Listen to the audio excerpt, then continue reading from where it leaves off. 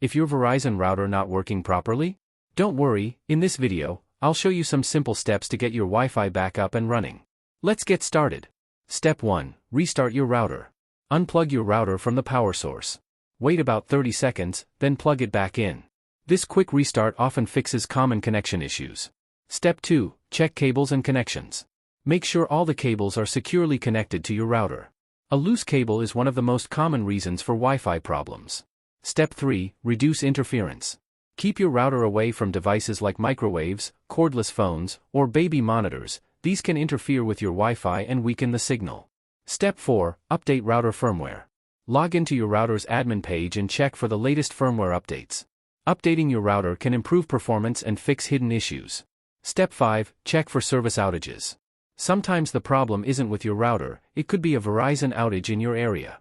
Visit the Verizon website or use the My Verizon app to check for reported outages. If there is an outage, you'll need to wait until Verizon restores the service. Step 6. Reset your router. Find the reset button on the back of your router. Use a paper clip or pin to press and hold it for 10 to 15 seconds until the light changes.